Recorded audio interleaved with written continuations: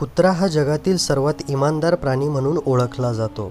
बुद्धी आणि इमानदारीचा संगम म्हणजे हा प्राणी असं म्हटलं तरी वावगं ठरणार नाही. या प्राण्याचा आपल्याला इतिहासात सुद्धा बऱ्याच ठिकाणी उल्लेख आढळतो. आपल्या मालकाच्या संरक्षणासाठी स्वतःचा जीव पणाला लावलेल्या कुत्र्यांबद्दल आपण आजपर्यंत खूप काही ऐकलं असेल. विविध चित्रपटांमध्ये सुद्धा हा विषय मांडला गेला. पण असं प्रत्यक्षात घडू शकतं का, याविषयी अनेक लोकांना शंका असते. पण आपल्या इतिहासामध्ये एक अशी नोंद आहे की त्यावरून तुमचा अशा घटनांवर नक्कीच विश्वास बसू शकतो. मालक आणि मालकाच्या प्रती कुत्र्याच्या निष्ठेची ही गोष्ट आहे राजस्थान आणि हरियाणा भागामधली. हा किस्सा आहे बख्तावर सिंगचा आणि त्याच्या इमानदार कुत्र्याचा. आपल्या मालकासाठी या कुत्र्याने एका लढाईमध्ये तब्बल 28 सैनिकांना मारलं होतं आणि कित्येकांना जखमी केलं होतं. इथे या कुत्र्याने केवळ मालकासाठीच नाही तर आपल्या राज्याप्रती सुद्धा असलेली आपली निष्ठा अनेकांना दाखवून दिली होती. जगाच्या इतिहासात 13वे शतक हे सर्वात जास्त रक्तपात झालेलं शतक म्हणून ओळखलं जातं. या काळात मंगोलांनी चीनपासून रशियापर्यंत आणि त्यानंतर बगदाद आणि पोलंडपर्यंत कहर केला होता. त्याचवेळी आपल्या भारतभूमीमध्ये सुद्धा रक्ताचे पाट वाहत होते.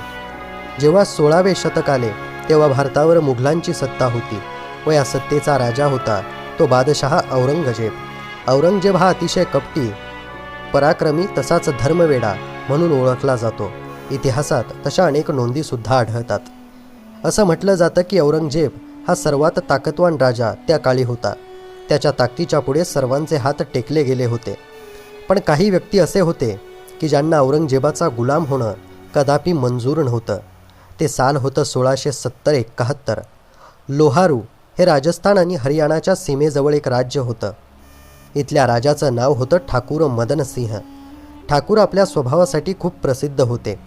अतिशय दानशूर असल्याने आणि गोरगरिबांना मदत करत असल्याने त्यांना निष्ठावंतांची कमतरता कधीच भासली नाही. ठाकूर यांना पत्नी आणि 2 मुलं होते आणि या 2 मुलांची नावं होती महासिंग आणि नौरबाजी. हे दोघेही शस्त्रास्त्र पारंगत होते. ठाकूरांच्या कार्यकाळात सगळं काही अगदी व्यवस्थित चाललं होतं. या 2 मुलांच्या शिवाय असाही एक व्यक्ती होता ज्याच्यावर मदनसिंह यांचा डोळे झाकून विश्वास होता आणि त्या सरदाराचं, त्या व्यक्तीचं नाव होतं बख्तावर सिंग. बख्तावर सिंग हा राजाच्या 24 तास सोबतच असायचा.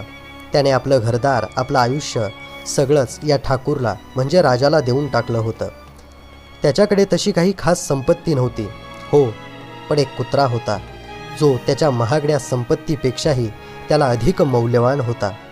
या कुत्र्याचे नाव इतिहासामध्ये कोठेही आपल्याला आढळत नाही, परंतु जिथे जिथे पुस्तकांमध्ये लिहिलं गेलं आहे तिथे फक्त बख्तावर सिंगचा कुत्रा असं त्याला संबोधित केलं गेलं आहे. लोहारू राज्याच्या असलेल्या अनेक कथांपैकी बऱ्याच कथांच्या मध्यभागी बख्तावर सिंगचा कुत्रा असा उल्लेख येतो. हा सामान्य कुत्रा नव्हता. देशी प्रजातीचा असलेल्या या कुत्र्याचं रक्त देखील त्याच्या मालकाप्रमाणे संपूर्ण स्वदेशी होतं.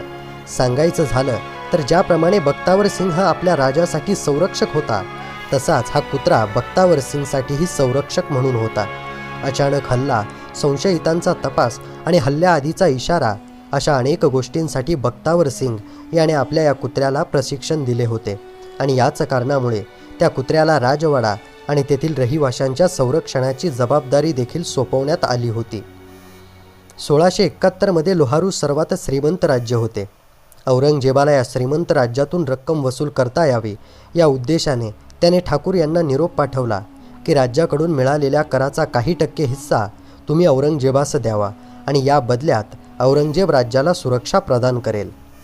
ठाकूर यांनी आजपर्यंत कधीच गुलामगिरी स्वीकारली नव्हती आणि लोहारू राज्यातून महसूल वसूल करण्याचे धाडस आजपर्यंत कुठलाही मुघल करू शकला नव्हता.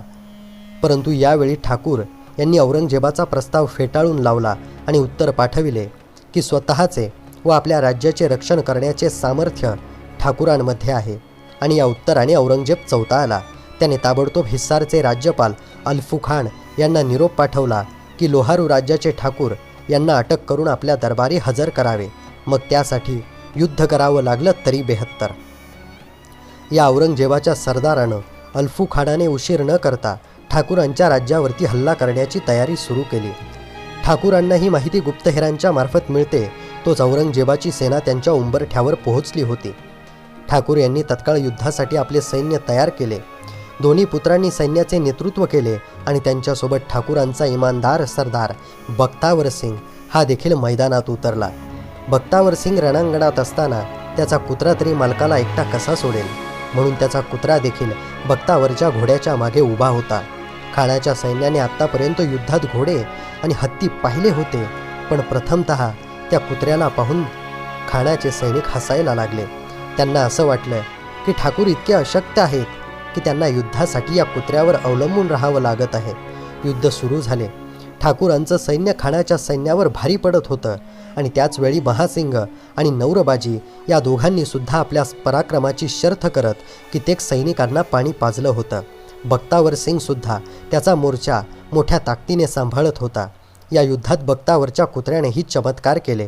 तो खानाच्या सैनिकांचा पाठलाग करत होता आणि खानाच्या सैनिकांचा पाठलाग करून पळवत पळवत त्यांना बख्तावरच्या समोर आणत होता आणि बख्तावर नंतर त्यांना जखमी करत होता आणि नंतर तो कुत्रा त्या जखमी सैनिकांचे लचके तोडत त्यांना हाल हाल करून मारत होता. युद्धाच्या वेळी महासिंग आणि नौरबाजी यांना मृत्यूने घेरलं आणि बख्तावर सिंगसुद्धा गंभीर जखमी झाला होता. पण खानाच्या सैन्यापुढे झुकणे त्याला कदापि मान्य नव्हते. तो आपल्या कुत्र्याच्या मदतीने लढा देत राहिला. त्यावेळी बख्तार सिंग याने सुमारे 100 सैनिकांना मारलं आणि त्याचवेळी त्याच्या कुत्र्याने सुमारे 28 जखमी सैनिकांना हाल हाल करून मारलं, तर कित्येक सैनिक घायाळ केले, जेणेकरून त्यांना पुन्हा लढता येऊ नये. या कुत्र्याचे धाडस पाहून सैनिकांनी त्याच्यावर हल्ला केला. यावेळी बख्तावर खानाने आपल्या कुत्र्याचे रक्षण करण्याचा प्रयत्न केला आणि त्यात तो सैनिकांचा बळी ठरला आणि मृत्युमुखी पडला. आपला मालक डोळ्यासमोर मरत आहे हे पाहून कुत्रा बख्तावरच्या मदतीला धावत आला, पण याच वेळी एका सैनिकाने त्याच्या मानेवर वार केला आणि त्याचे डोके धडापासून वेगळे केले. अशा प्रकारे मालक आणि त्याच्या निष्ठावान कुत्र्याने रणांगणात स्वतःचे प्राण सोडले. पण तोपर्यंत खानाच्या सैन्याचा जवळपास पराभव झाला होता. उर्वरित सैनिक प्राण वाचून पळून गेले. अल्फू खान यानेही रणांगणातून पाठ सोडली. ठाकूर मदनसिंह आणि त्यांचे राज्य आता सुरक्षित होते, पण त्यांनी आपले महत्त्वाचे योद्धे मात्र गमावले होते. आणि युद्ध संपल्यानंतर ठाकूर यांनी आपला हा निष्ठावान सरदार बख्तावर सिंग आणि त्याच्या कुत्र्याच्या स्मरणार्थ रणांगणातच त्या दोघांची एक समाधी बांधली.